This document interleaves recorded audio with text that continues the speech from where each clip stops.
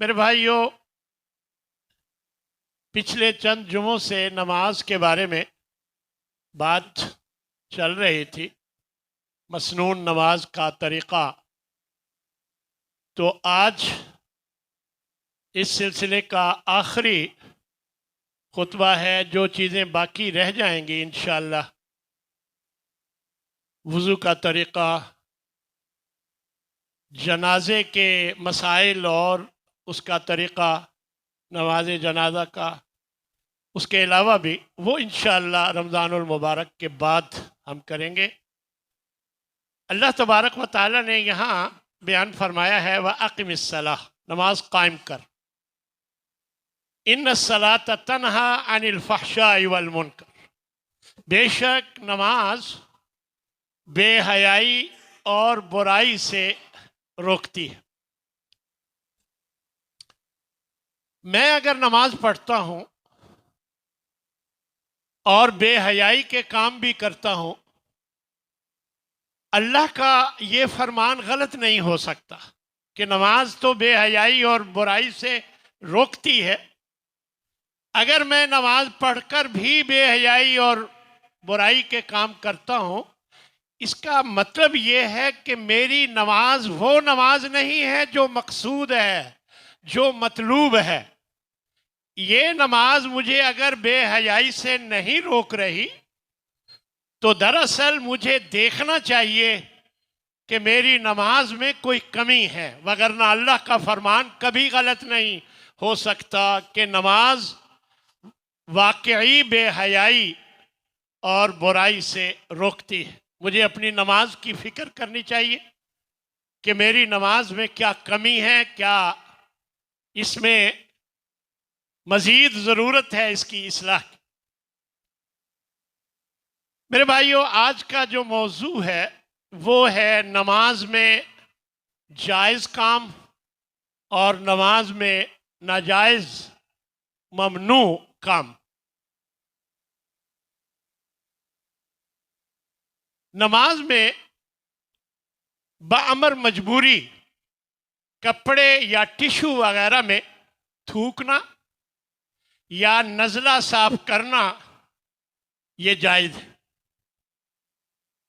نبی صلی اللہ علیہ وسلم نے ایک حدیث میں فرمایا، آپ نے ثم اخذ طرف ردائہ، آپ نے اپنے چادر کا ایک کونا پکڑا، فبصق فیہ، اور اس میں تھوکا، ثم رد بعضہ علی بعض، پھر ایک دوسرے سے مل دیا، فقال او یفعل ہکذا، آپ نے پھر فرمایا کہ یوں کر لیا کرو۔ یہ آپ نے جس کو نزلہ، زکام یا کوئی مسئلہ ہے تو ٹشو یا کپڑے، چادر میں، رومال میں تھوک کر اسے مل دینا، اس میں کوئی حرج کی بات نہیں۔ اسی طرح اگر شیطان نماز میں وسوسہ ڈالے تو نمازی کو اعوذ باللہ من الشیطان الرجیم پڑھ کر اپنی بائیں جانب پھونکنا چاہیے۔ پھونکنے کا معنی ہے تھوڑا سا لعاب دھتکارنا، ایسے کر کے بائیں طرف۔ یہ مسلم شریف کی روایت، اعوذ باللہ من الشیطان الرجیم پڑھ کر بائیں طرف کا مطلب یہ نہیں کہ بائیں طرف مڑ کر اور پھر ایسے کر کے، نہیں، صرف ایسے بائیں طرف، بس یہ مراد ہے۔ اسی طرح اگر کوئی آنے والا سلام کہہ دے تو یہ جائز ہے، اور نمازی جو جواب دے گا وہ بول کر نہیں، وہ ہاتھ کے اشارے سے جواب دے گا۔ آپ اتحیات میں بیٹھے ہیں، آپ کا ہاتھ ہے ایسے، آپ ایسے کر دیں، یہ جواب ہو گیا۔ آپ نے ہاتھ باندھے ہوئے ہیں، آپ ہاتھ باندھے ہوئے ایسے کر دیں ہاتھ، تو یہ جائز ہو گیا۔ جس حال میں بھی ہیں آپ ہاتھ کو ہلا کر، تھوڑا سا ہاتھ ہلا کر جواب دے سکتے ہیں۔ نبی کریم صلی اللہ علیہ وسلم کے ایک صحابی ہیں حضرت صہیب رضی اللہ تعالیٰ عنہ، وہ فرماتے ہیں کہ میں آیا رسول اللہ صلی اللہ علیہ وسلم نماز پڑھ رہے تھے، میں نے سلام کیا، آپ نے اشارے سے جواب دیا۔ ابو داؤد کی یہ روایت۔ تو اس کا مطلب یہ ہے کہ سلام کرنا کوئی بری بات نہیں ہے، بعض لوگ روکتے ہیں، یہ کوئی غلط کام نہیں ہے۔ اگر کوئی کر دے تو اس کا جواب نمازی ہاتھ ہلا کر دے سکتا ہے۔ ہاتھ ہلانے کا معنی ایسے نہیں ہے صرف ہاتھ جہاں پر ہے بس صرف ہاتھ کا اشارہ کر، بس۔ اسی طرح نماز میں بامر مجبوری بچے کو اٹھایا جا سکتا ہے۔ سیدنا ابو قتادہ رضی اللہ تعالیٰ عنہ فرماتے ہیں کہ رسول اللہ صلی اللہ علیہ وسلم نے اپنی نواسی امامہ کو اٹھا کر نماز پڑھائی۔ جب آپ سجدے میں جاتے تو اسے بٹھا دیتے اور جب کھڑے ہوتے تو اسے اٹھا لیتے تھے، یعنی یہ نبی صلی اللہ علیہ وسلم کا اپنا عمل ہے، لہذا ایسا کرنا کوئی غلط کام نہیں ہے۔ بخاری کی روایت۔ ایسا اشارہ جس سے دوسرے کو بات سمجھ میں آ جائے وہ بھی جائز ہے۔ سیدنا اسماء رضی اللہ تعالی عنہا فرماتی ہیں کہ میں آئی، حضرت عائشہ نماز پڑھ رہی تھی، میں نے کوئی بات کی تو حضرت عائشہ نے سر کے اشارے سے ہاں کہا، سر کے اشارے سے ہاں، یعنی نماز کے اندر ہی سر کے اشارے سے ہاں کہا۔ تو یعنی یہ چھوٹا موٹا اشارہ دوسرے کو سمجھانے کے لیے یہ جائز۔ اسی طرح ساتھ والے نمازی کی کسی چھوٹی موٹی غلطی کی اصلاح کر دینا یہ بھی جائز۔ حضرت عبداللہ بن عباس فرماتے ہیں رضی اللہ تعالیٰ عنہ کہ رسول اللہ صلی اللہ علیہ وسلم نماز پڑھ رہے تھے، میں نے وضو کیا اور میں آپ کے بائیں طرف آ کر کھڑا ہو گیا، آپ نے نماز کے اندر مجھے پکڑ کے دائیں طرف کر دیا۔ یعنی نماز میں کوئی چھوٹی موٹی غلطی اگر کوئی کر رہا ہو تو اس کی اصلاح کی جا سکتی ہے، یہ بخاری کی روایت۔ اسی طرح سجدے کی جگہ اگر کوئی چیز پڑی ہے، کوئی بیٹھا ہے، کوئی لیٹا ہے، اسے ہاتھ سے ہٹایا جا سکتا ہے، ہاتھ لگا کر اشارہ کیا جا سکتا ہے۔ حضرت عائشہ فرماتی ہیں رضی اللہ تعالی عنہا کہ میں لیٹی ہوئی تھی، آپ نماز پڑھ رہے تھے، جب آپ سجدہ کرنے لگتے تو مجھے دبا دیتے، میں اپنے پاؤں اکٹھے کر لیتی۔ بخاری کی روایت۔ معلوم ہوا کہ لیٹی ایک طرف تھی، پاؤں کی حد تک نبی صلی اللہ علیہ وسلم کے آگے تھے جہاں سجدہ کرنا، تو جیسے ہی آپ سجدے میں جانے لگتے پاؤں دبا دیتے تو میں اپنے پاؤں قریب دور کر دیتی، یعنی ہٹا لیتی اور آپ سجدہ کرتے۔ تو یہ بخاری کی روایت۔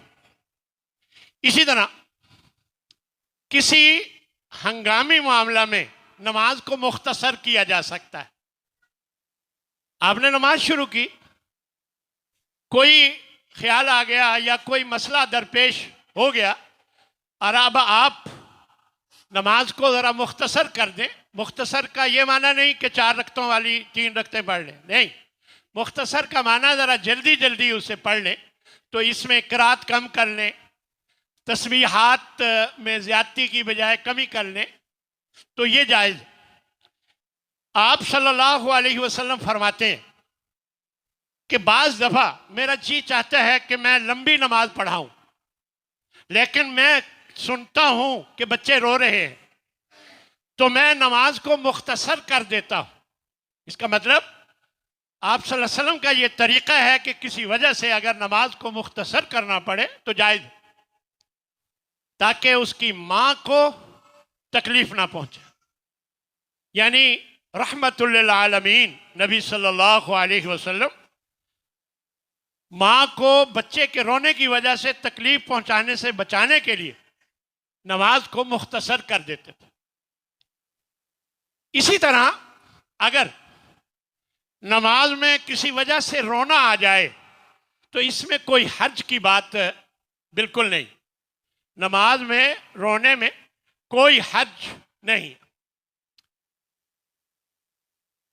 اسی طرح جمائی آئے تو جہاں تک ممکن ہو اسے روکنے کی کوشش کرنی چاہیے، کیونکہ آپ صلی اللہ علیہ وسلم فرماتے ہیں التصاؤب من الشیطان، یہ جمائی لینا شیطان کی طرف سے ہوتا ہے.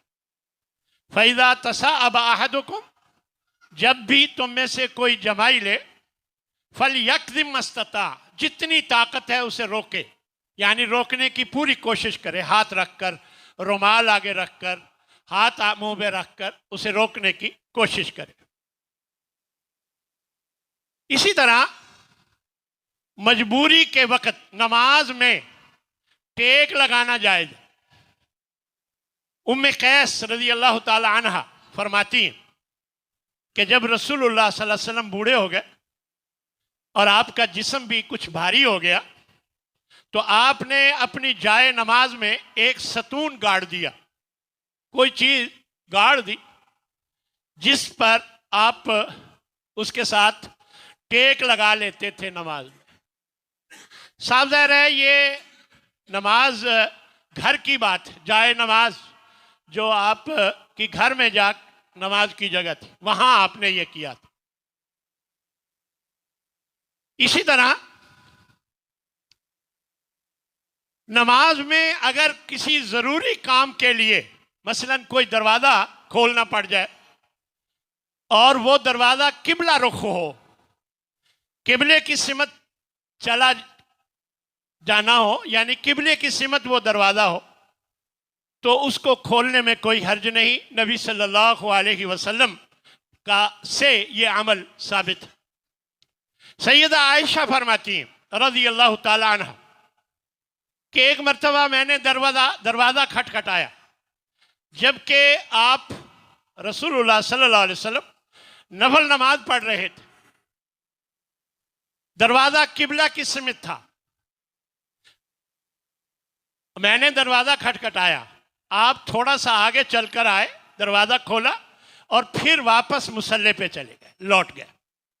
یعنی ضرورت کے وقت صاف ظاہر ہے اب آپ کی اگر پہلی رکعت ہوتی اور آپ نے دوسری بھی مکمل کرنی ہوتی، یہ نفل نماز کی بات ہو رہی، تو کتنی دیر باہر کھڑا رہنا پڑتا. تو یہ آپ صلی اللہ علیہ وسلم دراصل اللہ تعالیٰ نے ہمارے لیے نبی کا نمونہ، ہماری مجبوریوں کو دیکھ کر نبی کا نمونہ ہمارے سامنے رکھ دیا تاکہ ہم اگرچہ نماز میں ہوں، اگر کبھی کوئی اس طرح کی ایمرجنسی ہو جائے تو نبی صلی اللہ علیہ وسلم سے یہ عمل کروا کے ہمارے لیے شریعت بنا دی، اور یہ اللہ کا بہت بڑا احسان ہے. تو یہ جائز. اسی طرح سانپ، بچھو یا کسی خطرناک چیز کو مارا جا سکتا ہے.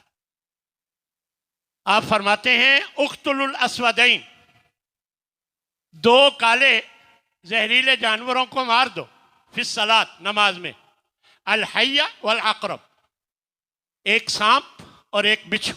ابو داؤد کی یہ روایت. تو گویا نماز پڑھتے ہوئے اگر آپ کے سامنے سانپ آ گیا، بچھو آ گیا، تو آپ نماز توڑ کے اس کو مار سکتے ہیں اور پھر اپنی نماز جیسے پڑھ رہے تھے وہیں سے آگے چلا سکتے ہیں. اب اس میں زیادہ باتیں کرنا اور اس میں زیادہ بھاگ دوڑ کرنا یہ درست نہیں. البتہ یہ ثابت ہے کہ آپ وہ جانور زہریلا خطرناک وہ مار سکتے ہیں. بعض لوگوں کا خیال ہے کہ حالت نماز میں دائیں پاؤں کے انگوٹھے کو حرکت دینا جائز نہیں. اس کی کوئی دلیل نہیں. جب شریعت سے یہ ثابت ہو گیا کہ قبلے کی سمت ذرا چل کر آپ جائیں، دروازہ کھول لیں، جائز ہے، یا زہریلے جانور کو مار لیں، جائز ہے، تو انگوٹھے کا ایک ہی جگہ رہنا نماز میں ضروری کہاں ہو گیا؟ لہذا اس کی کوئی دلیل نہیں ہے۔ اسی طرح آپ دو لوگ نماز پڑھ رہے ہیں، تیسرا آ گیا، اب امام کو آگے ہو جانا چاہیے، اگر آگے جگہ نہ ہو تو مقتدی کو پیچھے کر دینا چاہیے۔ تو اس طرح یہ تمام امور نماز میں جائز ہے۔ اگر کوئی دوران نماز چھوڑ کے چلا جائے، اس کا وضو ٹوٹ گیا، اب وہ درمیان صف میں تھا، چلا جائے، تو اس خلا کو پر کرنا ضروری ہے، وہ ایسے ہی جگہ خالی نہیں رہنی چاہیے۔ اس کا سب سے بہتر طریقہ تو یہ ہے کہ پچھلا آدمی اگلی صف میں آ جائے، پھر اس سے پچھلا وہ اگلی صف میں آ جائے، یہ سب سے بہترین طریقہ ہے۔ یا پھر اس کا طریقہ یہ ہے کہ امام کی طرف اگر یہاں سے گیا ہے تو ادھر سے یہ ادھر ہو جائیں امام کی طرف، اگر ادھر سے گیا ہے تو ادھر سے ادھر ہو جائیں امام کی طرف، یعنی جگہ خالی نہیں چھوڑنی چاہیے، خلا کو پر کرنا ضروری ہے۔ یہ نبی صلی اللہ علیہ وسلم کا بتایا ہوا طریقہ ہے۔ اسی طرح کچھ کام نماز میں ممنوع ہیں، یہ جائز امور میں بتا رہا تھا۔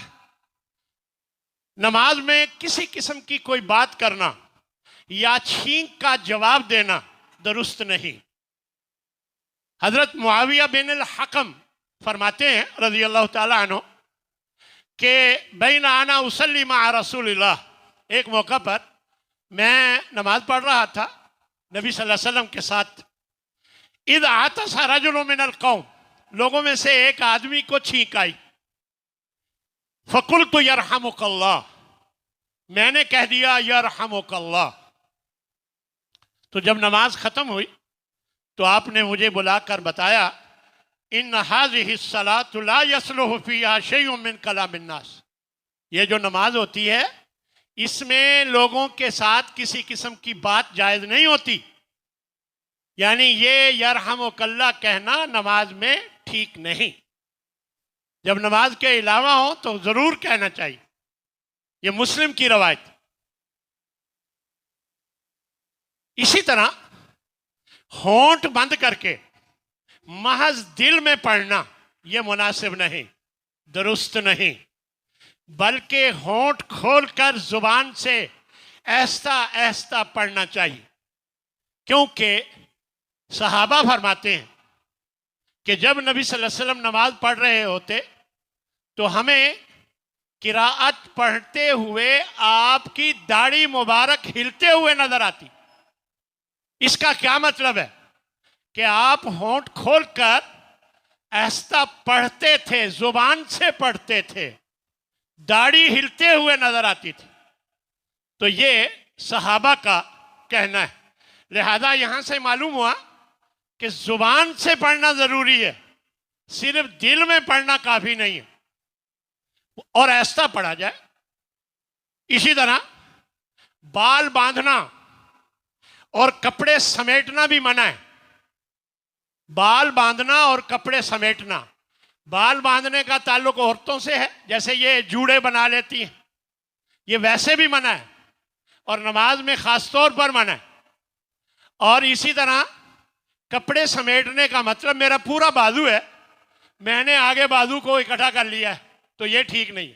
ہاں، اگر میرا پورا بازو نہیں ہے تو وہ سمیٹنا نہیں ہے، وہ نماز ہو جائے گی، کوئی بات نہیں، کیونکہ کندھے کا ڈھکا جانا ضروری ہے۔ اگر میرا بازو شرٹ کا پورا نہیں ہے تو پھر اور بات ہے، کوئی بات نہیں، لیکن میں اگر اپنے بازو کو اکٹھا کر لوں تو یہ ٹھیک نہیں، یہ درست نہیں، کیونکہ یہ منع ہے۔ تو بعض لوگوں نے اپنی پینٹ اور شلوار جو ٹخنوں سے نیچے ہوتی ہے اس کو سمیٹنے سے منع کیا ہے کہ نہ سمیٹے، تو یہ بات درست نہیں ہے، کیونکہ ٹخنوں کو ڈھک کر نماز پڑھنا یہ منع کیا گیا، حرام ہے، جائز نہیں ہے، نماز نہیں ہوتی، تکبر کی علامت ہے۔ اس لیے اس سمیٹنے سے پینٹ کا اکٹھا کرنا اس میں کوئی حرج کی بات نہیں ہے، وہ کرنی چاہیے، لیکن یہاں سمیٹنے سے مراد یہ ہے کہ آپ بغیر ضرورت کے، وہ تو ٹخنے ننگے کرنا ضروری ہے، اس لیے اول تو ایسا ہونا ہی نہیں چاہیے کہ آپ کے کپڑے ٹخنے کے اوپر آ رہے ہوں، ٹخنے ڈھکے ہوئے ہوں، آپ کا لباس ایسا ہونا ہی نہیں چاہیے، ہر وقت نہیں ہونا چاہیے، منع ہے، لیکن نماز پڑھتے ہوئے اگر اونچا کر لیں تو اس میں کوئی حرج نہیں، البتہ اس کے علاوہ سمیٹنا منع ہے اور وہ درست نہیں ہے۔ برہنہ ہونے سے نماز باطل ہو جاتی ہے، اس لیے برہنہ نماز نہیں ہوتی، الا یہ کہ کیونکہ سطر کو چھپانا نماز میں ضروری ہے، الا یہ کہ انتہائی مجبوری ہو، کوئی ایسی مجبوری آن پڑے کہ کپڑا سطر کو ڈھانکنے کے لیے نہیں ہے، یا تھوڑا ہے، چھوٹا ہے، یا کوئی مجبوری آن پڑے تو جائز ہے، وگرنہ عام حالات میں جائز نہیں ہے۔ اسی طرح آسمان میں ادھر ادھر دیکھنا، نظریں سر کو اوپر اٹھانا، یہ پہلے بھی ایک دفعہ ذکر ہو چکا، یہ عمل نماز میں درست نہیں۔ خشوع اور خضوع کے منافی کام کرنا، ایسی حرکات جو خشوع اور خضوع کے منافی ہوں، یہ بھی درست نہیں۔ آپ کو اپنے کپڑوں کی استری کی فکر لگی ہوئی ہے کہ تحیات میں بیٹھوں گا، میرے کپڑوں کا کلف جو لگایا ہوا ہے استری ٹوٹ جائے گی، ہاں جی، آپ کو وہ فکر لگی ہوئی ہے، آپ اپنے قمیض کے اگلے حصے کو سیدھا کرتے ہیں، پچھلے حصے کو نکالتے ہیں، سیدھا کرتے ہیں، یہ نماز میں خشوع اور خضوع کے خلاف بات ہے، اور خشوع اور خضوع کے خلاف جو منافی کام ہے، داڑھی کے ساتھ کھیلنا نماز میں یہ منع ہے، اسی طرح بے مقصد خارش کرتے رہنا یا ہلتے رہنا، بعض لوگوں کو عادت ہوتی ہے ایسے ایسے ایسے، کبھی اس پاؤں پر بوجھ ڈالتے ہیں، کبھی اس پاؤں پہ بوجھ ڈالتے ہیں، یہ عادت ہوتی ہے، تو یہ سب چیزیں خشوع اور خضوع کے خلاف ہیں، ان سے ہمیں بچنا چاہیے۔ دعائیں اور قراءت جب اکٹھے نماز پڑھ رہے ہوں تو اونچی آواز میں درست نہیں۔ نبی صلی اللہ علیہ وسلم فرماتے ہیں لا یجہر بعضکم علی بعض بالقراءۃ فی الصلاۃ، تم اکٹھے جب نماز پڑھتے ہو تو دوسروں سے اپنی آواز کو بلند مت کرو، بلند آواز کرنے کی کوشش مت کرو۔ صاف ظاہر ہے جب میں اکٹھے ہم نماز پڑھ رہے ہوں، میں اونچی اونچی دعائیں مانگوں گا تو آپ ڈسٹرب ہوں گے، تو اس لیے منع کیا گیا۔ اگر آپ اکیلے میں ہوں تو کوئی بات نہیں، لیکن اکٹھے نماز پڑھتے ہوئے حدیث کے الفاظ ہیں لا یجہر بعضکم علی بعض، کہ ایک دوسرے پر آواز اونچی نہ کرے، یعنی جب اکٹھے ہوں تو دوسرے کو خلل ہوتا ہے۔ بعض لوگوں کو عادت ہوتی ہے اونچا پڑھنے کی، سبحان ربی العظیم سبحان ربی العظیم، دوسرے کو سنائی دے رہا ہوتا ہے، وہ خلل پڑتا ہے اس سے۔ اسی طرح قرات یا کوئی بھی دعائیں وغیرہ بلند آواز میں جب اکٹھے نماز پڑھ رہے ہوں تو یہ درست نہیں۔ اللہ سے ہمارے دعا مانگنی چاہیے کہ اللہ ہمیں سنت کے مطابق نماز پڑھنے کی توفیق عطا فرمائے۔ اب چند باتیں رمضان المبارک کے حوالے سے دیکھیں، آپ صلی اللہ علیہ وسلم فرماتے ہیں اتاکم رمضان شہر مبارک فرض اللہ علیکم صیامہ، تم پر رمضان المبارک کا مہینہ آیا ہے جو کہ بہت برکتوں کا مہینہ ہے۔ فرض اللہ علیکم صیامہ، اللہ نے تم پر اس مہینے کے روزے فرض کر دیے ہیں۔ تفتح فیہ ابواب السماء، آسمانوں کے دروازے کھول دیے جاتے ہیں۔ وتغلق فیہ ابواب الجحیم، اور جہنم کے دروازے بند کر دیے جاتے ہیں۔ اور ایک جگہ آتا ہے جنت کے دروازے کھول دیے جاتے ہیں۔ فرمایا تغل فیہ مردۃ الشیاطین، سرکش شیطانوں کو جکڑ دیا جاتا ہے، فیہ لیلۃ خیر من الف شہر، اس مہینے میں ایک رات ہے آخری عشرے میں جو 1000 مہینے کی عبادت سے اس کی عبادت بہتر ہے۔ من حرم خیرہا، جو اس رات کی خیر سے محروم ہو گیا، فقد حرم، تو وہ بد نصیب ہے، وہ بد نصیب ہو گیا۔ ایک حدیث میں آتا ہے کہ جیسے ہی رمضان المبارک کی پہلی رات شروع ہوتی ہے، مشیرہ نامی ایک ہوا چلتی ہے خوشبو والی، اس سے جنت کے آپس میں پتے درختوں کے لگتے ہیں تو دلکش آوازیں نکلتی ہیں، جنتی حوریں بھی بالا خانوں میں آ کر دیکھتی ہیں کہ کیا ہو گیا۔ اور پھر رمضان المبارک کی ہر رات اللہ تبارک و تعالی آسمان دنیا پر آتا ہے اور فرماتا ہے کوئی ہے مجھ سے سوال کرنے والا کہ میں اس کو اس کے سوال کا جواب دوں، یعنی اس کی سوال کو پورا کروں۔ کوئی ہے مجھ سے توبہ کرنے والا کہ میں اس کی توبہ قبول کروں۔ کوئی ہے جو استغفار کرنے والا ہو، میں اس کو بخش دوں۔ کوئی ہے مجھ سے رزق مانگنے والا کہ میں اسے رزق عطا کروں۔ پھر ایک حدیث میں آتا ہے کہ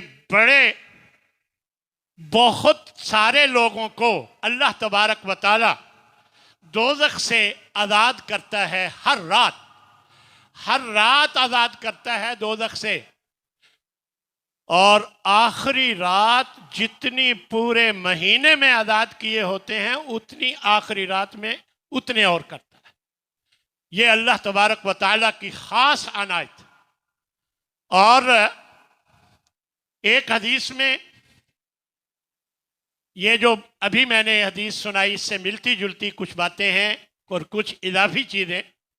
فرمایا آپ صلی اللہ علیہ وسلم نے، مستدرک حاکم کی روایت، کہ لما کان اول لیلۃ من شہر رمضان، رمضان المبارک کی جب پہلی رات شروع ہوتی ہے، صفدت الشیاطین ومردت الجن، سرکش جنوں اور شیطانوں کو باندھ دیا جاتا ہے، وفتحت ابواب الجنہ، جنت کے دروازے کھول دیے جاتے ہیں، فلم یغلق منہا باب،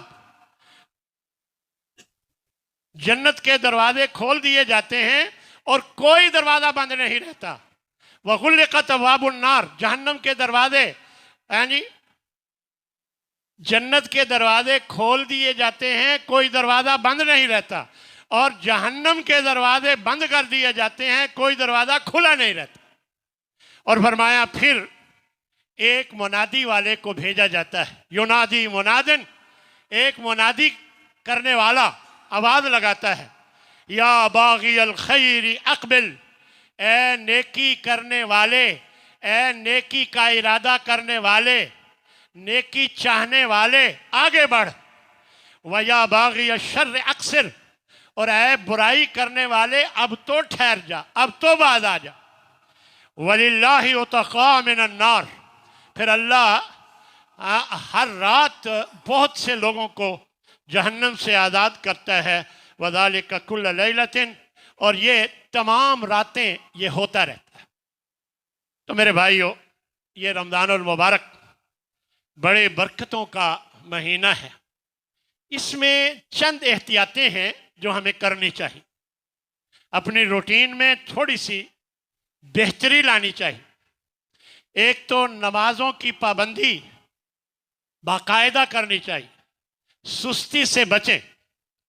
پھر رمضان المبارک میں اچھے اخلاق کا مظاہرہ کریں، بری باتوں سے بچیں، سگریٹ نوشی، جھوٹ بولنا، غیبت کرنا، یہ جو ہماری عادتیں بنی ہوئی ہیں، فضول مذاق کرنا، ان سے ہمیں بچنا چاہیے۔ روزے کی برکت سے آپ جب سگریٹ نوشی سے بچ جاتے ہیں روزہ رکھنے کی وجہ سے، تو کوشش کریں کہ مستقل بنیادوں پر سگریٹ سے بچیں۔ اسی طرح رمضان المبارک کے جتنے بھی لہجے ہیں، گھنٹے ہیں، منٹ ہیں، یہ بہت قیمتی ہیں۔ ڈرامے، فلمیں، ٹیلی ویژن، ان سب چیزوں سے بچنے کی کوشش کریں، بند کر دیں، سوائے کوئی اچھی چیز دیکھنے کے باقی بند کر دیں رمضان المبارک۔ اسی طرح رات کو زیادہ دیر تک نہ جاگیں۔ اگر آپ زیادہ دیر تک جاگیں گے، کہیں ایسا نہ ہو کہ سحری میں جاگ ہی نہ کھلے، صبح کی نماز ہی چلی جائے، روزہ رکھنے میں بھی آپ کو دقت ہو جائے۔ اس لیے رات کو جلدی سوئیں، بے مقصد نہ جاگیں۔ ہاں، قیام اللیل کریں جتنا کرنا ہے، پھر بے مقصد نہ جاگیں۔ اللہ کا ذکر کثرت سے کرنے کی کوشش کریں۔ قرآن مجید کی تلاوت وہ بھی کثرت سے کریں، کریں بھی سنیں بھی۔ قرآن مجید پڑھیں بھی اور سنیں بھی، اور کوشش کریں کہ اپنے بچوں کو بھی عادی بنائیں روزہ رکھنے کا۔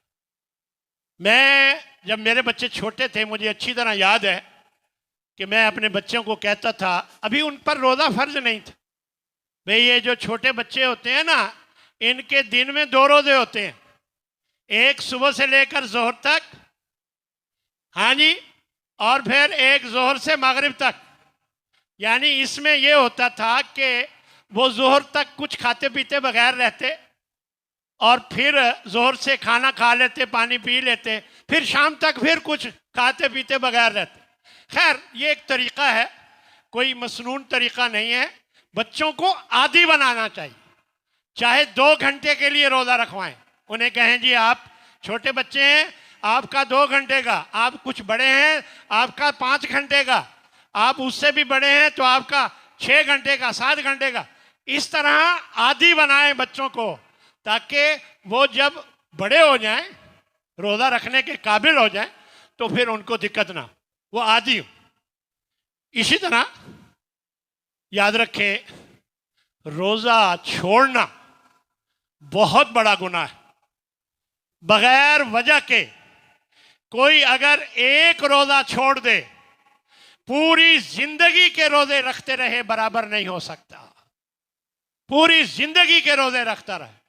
رمضان کے ایک روزہ جو چھوڑا تھا، اس کے برابر نہیں ہو سکتا۔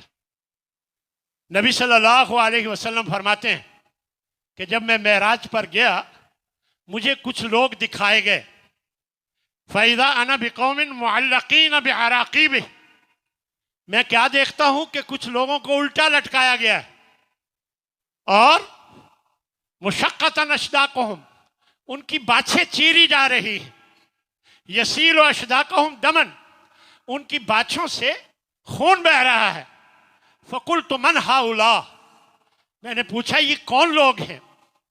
تو مجھے بتایا گیا کہ الذین یفطرون قبل تحلۃ صومہم، لوگ روزہ رکھتے تھے اور یہ کھاتے پیتے رہتے تھے، یہ سارا دن کھاتے پیتے رہتے تھے۔ اس لیے میرے بھائیو، یہ ساری باتیں جو اللہ اور اس کے رسول کی بتائی ہوئی ہیں، ہمارے فائدے کی ہیں، اور ہمیشہ ہمیں کوشش کرنی چاہیے کہ ہم روزے کا حق ادا کریں۔ کچھ چھوٹے چھوٹے مسئلے ہیں، میں 1-2 منٹ میں بتا کر بات ختم کر دوں گا۔ بھول کر کھا پی لینے میں سے روزہ نہیں ٹوٹتا، خود بخود قے آ جائے اس سے روزہ نہیں ٹوٹتا، اگر جان بوجھ کر قے کی جائے تو روزہ ٹوٹ جاتا ہے، خود بخود قے آ جائے تو روزہ نہیں ٹوٹتا۔ من ذرعہ القی فلیس علیہ القضاء، یعنی جسے خود بخود قے آ جائے اس پر قضا نہیں۔ من استقاع عمدن، جو جان بوجھ کر قے کرے، فلیقضی، تو وہ قضائی دے۔ اسی طرح مسواک کرنے، تیل لگانے، خوشبو لگانے، آنکھ میں دوائی ڈالنے سے روزہ نہیں ٹوٹتا۔ اگر احتلام ہو جائے تو روزہ نہیں ٹوٹتا، البتہ نہانا ضروری ہے۔ جنبی حالت میں روزہ رکھا جا سکتا ہے، بعد میں نہا لے۔ روزہ رکھنا اگر ٹائم تھوڑا ہے، پہلے نہا لے بہتر ہے، لیکن اگر نہانا فرض ہے تو ٹائم تھوڑا ہے تو روزہ رکھ کر پھر نہا لے، روزہ رکھا جا سکتا ہے۔ اسی طرح روزے کی حالت میں حیض اور نفاس سے روزہ ٹوٹ جاتا ہے، چاہے 2 منٹ پہلے ہی یہ کیفیت ہو، یعنی وہ روزہ ٹوٹ جاتا ہے، لہذا بعد میں روزہ رکھیں۔ بیمار آدمی، مسافر، بوڑھا، حاملہ اور دودھ پلانے والی عورت کے لیے رخصت ہے کہ وہ فدیہ دے کر روزہ رکھوا لے۔ ایسا بوڑھا یعنی یہ بعد میں روزہ رکھ سکتا ہے پھر نہ فدیہ دے، لیکن اگر ایسی بیماری ہے، ایسا بوڑھا ہے جس کے ٹھیک ہونے کا امکان نہیں، تو وہ فدیہ دے۔ ہاں جی، یہ جو باقی لوگ ہیں، مسافر یا بیمار یا بوڑھا، حاملہ، یہ اگر روزہ بعد میں رکھ سکتے ہوں تو رخصت ہے نہ رکھنے کی، لیکن بعد میں رکھیں۔ اور ایک دعا ہمارے ہاں پڑھی جاتی ہے، وَبِصَوْمِ غَدٍ نَوَيْتُ مِنْ شَهْرِ رمضان، اس کا شریعت سے کوئی تعلق نہیں۔ اس کا ترجمہ ہے میں کل کے روزے کی نیت کرتا ہوں۔ دراصل ان کے ذہنوں میں یہ ہے کہ نیت کا زبان سے ادا کرنا ضروری ہے، ایسا نہیں ہے۔ نیت دل کے ارادے کو کہتے ہیں۔ جب آپ نے صبح سحری کھائی تو آپ کا یہی ارادہ تھا۔